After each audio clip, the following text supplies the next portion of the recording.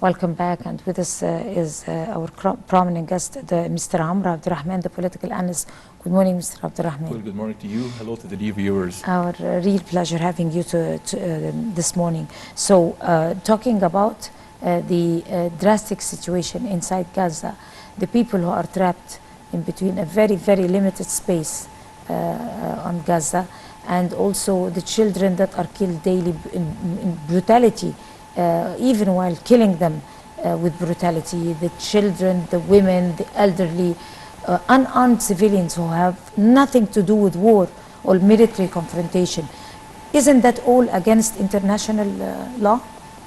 Well, let me tell you that through the bloodshed that is being spilled on the occupied land, the Arabic occupied land in Palestine, I see hope eventually. By the end of the dark tunnel of that bloodshed, as a result of the barbarian criminal wars committed by the Zionist existence and its allies, the US forces and other, even Blackwater mercenary is working there against the Palestinians. I believe that there is hope by the end of the dark, bloody tunnel. I am sure of that. I believe that that price should have been paid decades before. So many things would have been better if the Palestinians gathered all around one purpose, one target, which is to free their lands. They have surrendered for decades to the occupation. Even some Palestinians were members, and still they are members in the Knesset, the Israeli Knesset. This is a recognition of the enemy, a recognition of the occupation. Of the crimes against humanity. I believe, of course, not just the crimes against Palestinians did start after the October 7th operation. It has started a century before, a century. A century, you're very right, yes. So it didn't start all it did of not a sudden. spark out of the blues. Right, just since a month. Just because Hamas, well, of course, did one fraction of a fraction of what Israeli have been doing for decades and decades. I mean, it's totally unfair. But at the same time, I would like to ask you something.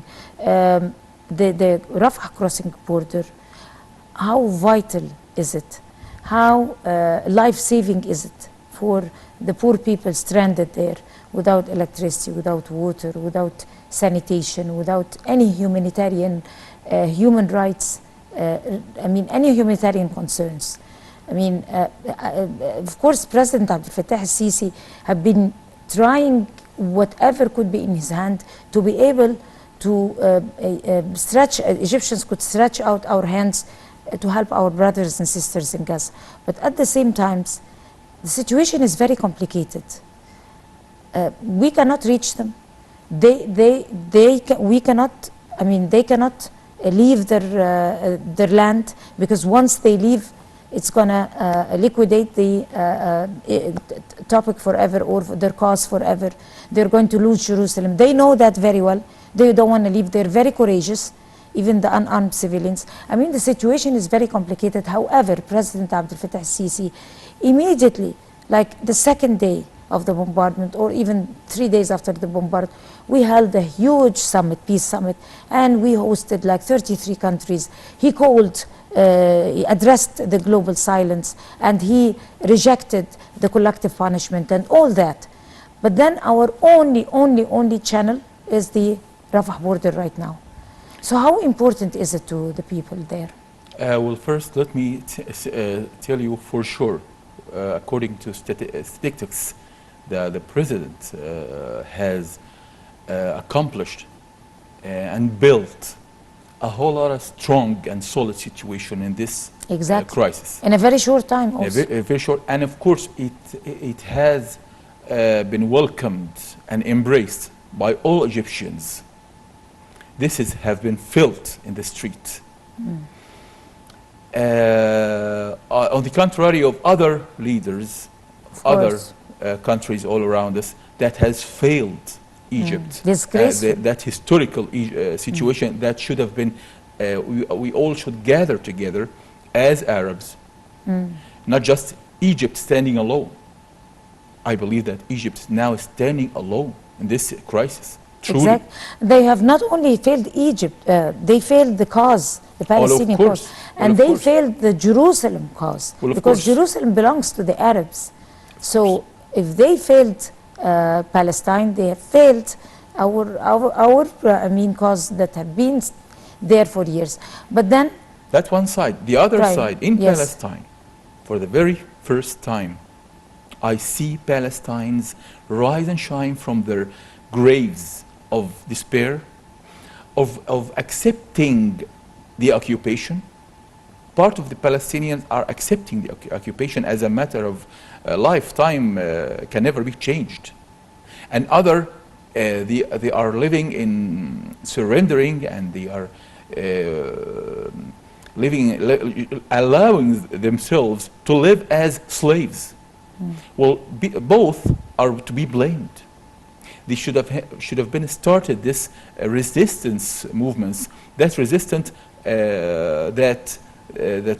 that taught the world how the Arabian person can be in the most bright and strong and persistent to free its land, his land. I'm talking now about the Palestinians are holding on to their home very lands. courageous. They're not abandoning their lands. They will not. They have failed. Of course, we worked as people, as nations in Palestine and in Egypt for the first time on one harmony. We together have stopped the conspiracy of moving out and displacing the Palestinians from their homeland into Sinai or even to Jordan or other places. But we have stopped this vicious plan and that conspiracy against our own homeland. Exactly. Of course. Exactly. This is one thing to be historically mentioned. We remember that we have suffered a lot from terroristic groups in Palestine. And instead of pointing their weapons against our own enemy, our own common enemy, they have. I believe now all the Palestinians are pointing their weapons against the true one common enemy for all Arabs. Right. You mentioned displacement, right? Yes. You were talking about displacement. I mean, first of all, it is very clear to the whole world that Palestinians are consistent and they are precise about staying, even if they are killed and brutally and everything. So that's a very courageous stand by the Palestinians. That secondly, and most importantly, Sinai is for Egyptians. And at the same time, even displacement, even if Egyptians accepted that Palestinians would be displaced, it won't be for the interest of the Palestinians. It will just, waste their cause forever, and it will waste the cause of Jerusalem. We will lose Jerusalem forever. They totally understand that. That's why I'm talking about we are working in harmony. Exactly. They are holding on to their hands, to their lands, and together we are protecting Sinai, and in the meantime we are protecting the cause. I mean, the problem about Sinai was created not between Egyptians and Palestinians, but was created by Israelis and the Israeli government. Also, at the same time, Sinai, we have saved Sinai and Taba with our blood and tears, and we under any means, we're not ready to turn it again into a military field. Because even if the Palestinians come, the bombardment will continue. The war will move to Sinai. So the idea of Sinai or the issue of Sinai is closed, and everybody I believe now Sinai is totally under protection of the 3rd Field Army, the Egyptian Field Army. And it's the most strong army in the whole world. The most strong soldier all over this earth with that army. Exactly. And we don't care about any treaty, about any procedures, any measures. We are protecting our own land. But there is no treaty. I mean, I believe so. They are It creating needs to be treaties in changed. their I believe illusion. so many things to be changed, should be changed. Of course. There are a lot of time has passed. Too many circumstances have changed. Exactly. And it's time to reconsider that treaty in so many ways, to give us the chance to protect our own land, our own homeland. That's the way that we are doing right now. By protecting our own Sinai, we are also protecting our own national security, in Gaza Strip, in whole of Palestine. And protecting the Palestinian cause also. Well, of course. But at the same, but let me tell, because I have too many questions for you, because the situation is very complicated. I mean, let's not forget the foreign policy of President Abdel Sisi, even at the most critical times. Now, he have opened the Rafah border, of course, to receive the wounded Palestinians, the critical cases, and at the same time, he made it to make an exit for the foreigners and the people with dual nationals, including the people with the United States with American passports. This is one thing on our side. With this step, very clever step, managed by Mr. President Abdel Fattah Sisi, today there are hundreds carrier of aids that goes daily to Gaza through Rafah Pass. Right. Daily, we're talking about 100. After weeks, we were prevented. We couldn't send them. Yes, we were stranded. We were staying for 3 days. The bombing. For almost a week. But then, beyond the aid, the truck aids and everything, what is beyond the aid? I mean, could that push the negotiations with the United States towards a positive side? I mean, we are flashing positive cards to the United States. We're becoming, stretching our hands to help both sides wisely, but at the same time with strength. We're not weak people. I mean, that combination of soft power, like usual, the usual, of President, our dear President. So do you have any hopes that this is going to push the negotiations to a positive side? Without the operation of October 7th, we could never dream of positive negotiations can go on with the Zionist existence. Why? They were having all the cards. They were having all the powerful points. We had nothing to negotiate with. Now we have too much strong cards we can negotiate with right now. This is what happened exactly by this operation. That's historical operation that will be studied militarily. How troops of resistance. They are amateurs, after all. Even if they are well trained for a year or 5, they can never be compared by an organized army like the Zionist army. They have attacked them with brave hearts, with a tactic of armies, not mercenaries, not resistance movements. They have attacked them as a small army of maybe small, limited thousands of warriors, and they have taught them a lesson of bravery and how. And they are still doing so. And of course, and now we are proud to see refugees from the Zionist existence for the first time, and we are proud to see Israelis are rejected in the whole world. They are running away from their own Exactly. settlements. Here is the very important point. Before that particular date, no matter what we did, no matter how the honest, credible media would reflect to the whole world about the situation inside Israel, nobody would ever care. They wouldn't believe. They didn't believe, and they were continuing to support Israel.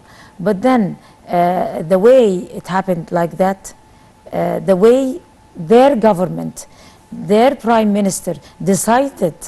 The unwise way, the relentless, the brutality, the violation, the blatant, flagrant violation of international law and all norms on earth. This is what made the whole world change, made a change of heart, and supported Palestine. Do you agree or no? If you agree, if you like to elaborate on this, because this is very important. They are the people who chased the whole world out of them, not us. The people, the nations all over the world now, they don't believe the Western media, not anymore.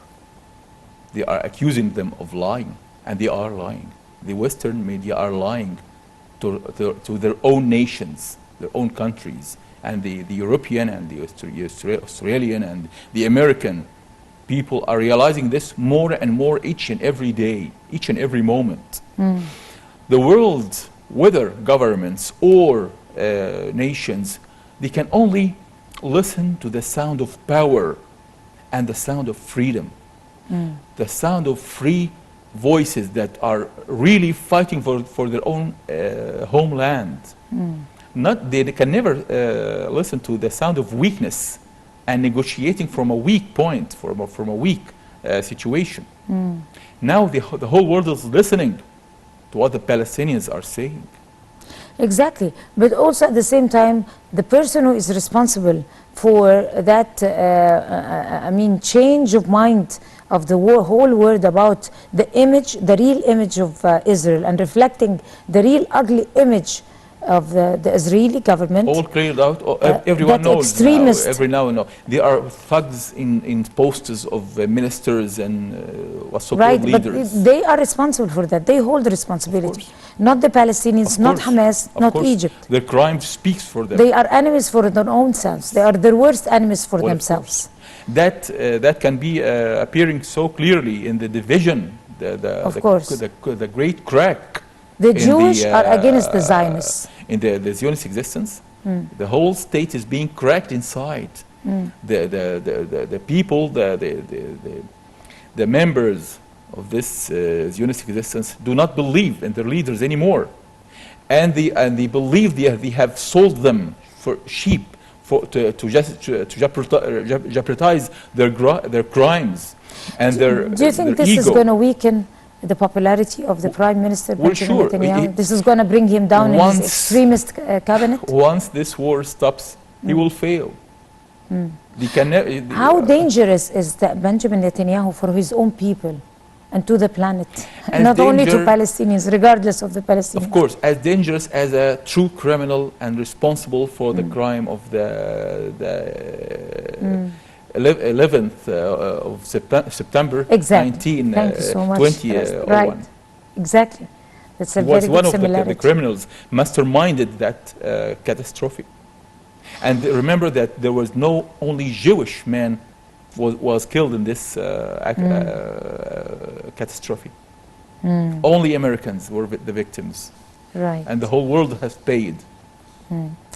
On that note, unfortunately, we ran out of time. Of course, the crisis in Gaza would need hours and hours. We only have minutes left. So, Mr. Abdel Rahman, the political analyst, would like to thank you so much for your insight, and happy to have you back again in the Breakfast Show. Thank you. You have a good day. And we're going to go to a short break, and we'll come to continue the Breakfast Show, so stay with us.